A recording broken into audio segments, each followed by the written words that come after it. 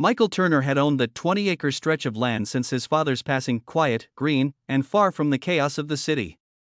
It wasn't just dirt and trees to him, it was legacy. Yet one morning, his peace shattered when a construction truck rolled across the fence line. He waved, assuming they were lost. But the workers didn't stop. Within hours, heavy machinery roared, tearing the earth apart. When Michael demanded answers, a man in a hard hat simply said, "Talk to the HOA, they own this phase now." HOA? Michael didn't even live in their community. The project manager smirked, showing blueprints marked Phase 4, Green Haven Estates. Michael's stomach twisted. They were building homes on his property. He checked the county database that night and froze. The HOA had mistakenly or intentionally filed his parcel under their development plan. 96 homes, all marked approved. The next morning, Michael called the county office, but they brushed him off. Must be an error. We'll look into it. Days turned into weeks. Construction accelerated. Foundations were laid, frames rose, and suddenly, it wasn't just an error, it was a neighborhood. He could have screamed, protested, or even blocked the road. But Michael decided something colder, smarter. He whispered to himself, "Let them build." 2 months later, Michael's once empty land looked like a miniature city. Roads paved, driveways painted, houses sold before roofs were finished. Every day, he stood behind the tree line, watching as strangers walked across the soil his father had once plowed by hand. Then came Karen Douglas, HOA president, realtor, and self-proclaimed community queen. She visited the site in designer heels, barking orders. When Michael approached her politely, explaining the mix-up, she laughed in his face. "Sweetheart, this is Green Haven property. You might want to check your paperwork." Michael had checked. His deed was flawless, clean, verified, and notarized from 1974. But no one cared. The HOA had lawyers, investors, and connections. The county inspectors signed off everything with a handshake. That night, Michael sat under the oak his father had planted and made a decision. He wouldn't fight in anger. He'd fight in silence. He'd let them pour every dollar into this theft until they believed they owned paradise, and when they were done, he'd show them who really did. By the time Phase 4 was complete, the HOA threw a grand ribbon-cutting ceremony. News crews arrived, kids played on manicured lawns, and Karen smiled for the cameras like a politician. Michael stood just beyond the crowd, blending in. He'd spent weeks gathering evidence, satellite maps, land surveys, title records. Each one confirmed the same truth: the HOA had built every single home on land legally owned by him. Neighbors started moving in. One woman waved from her new porch, shouting, "Beautiful day to start fresh." Michael nodded with a faint smile. He knew something they didn't. They were living on his property. When he tried warning the county one last time, an official whispered, "Mr. Turner, if you pursue this, you'll face an army of lawyers." Michael smiled softly. "I'm counting on that." He hired a quiet, sharp attorney from out of state. No noise, no press.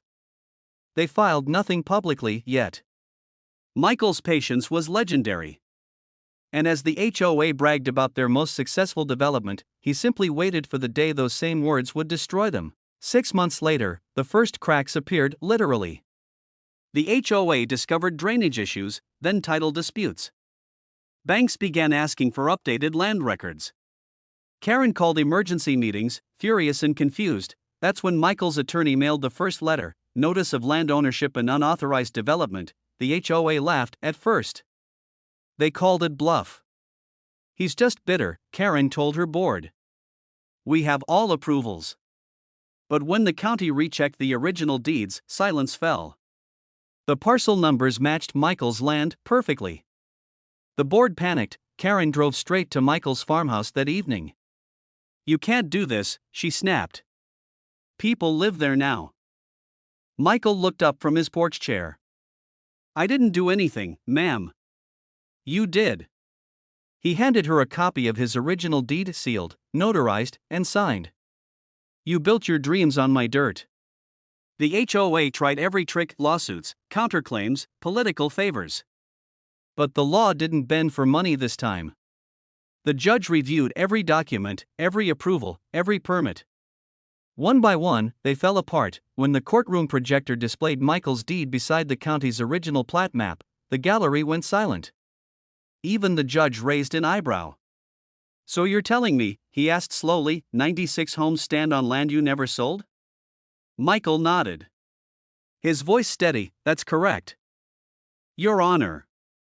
Karen whispered to her attorney, pale as chalk. The HOA's legal team looked defeated. The judge finally said, "This case will proceed under property restitution and fraud investigation." Outside, cameras flashed. Reporters swarmed. But Michael stayed quiet. He'd never wanted fame, just justice, and now, the law was finally listening. Weeks later, the ruling came down. The court affirmed Michael's ownership of all 20 acres, including every house built upon it. The HOA had no legal claim. Buyers were furious. Some cried. Others demanded refunds. Karen faced a wall of reporters asking, "How could this happen?" She had no answer. Michael walked his land again that evening. Children's bikes lined driveways. Lights glowed from windows. He could have demanded demolition, eviction, or millions. Instead, he did something no one expected. He offered to sell each homeowner their lot, fairly, legally, at cost. "You didn't steal from me," he said. The HOA did. Within a month, families signed new deeds, this time with his name as the seller. The community remained, but the power changed hands forever. The HOA collapsed. Karen resigned, her reputation shattered. The county reviewed its oversight process. And Michael Turner? He became the quiet hero of Green Haven, the man who proved patience can outlast arrogance. Standing beneath his father's oak tree, Michael smiled. "You were right, Dad," he whispered. "The land remembers who owns it." A neighbor walked up shyly, handing him a small basket of muffins. "Mr. Turner, we just wanted to thank you. You saved our homes." Michael chuckled. "No," he said softly. "I just made sure everyone learned what ownership truly means." And as the sun set across the same land that started it all, the sign by the road now read, "Welcome to Turner's Haven, where justice took root."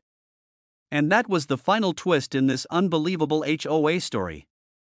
If you love the drama, don't forget to like, subscribe, and drop a comment sharing your thoughts. It really helps this channel grow.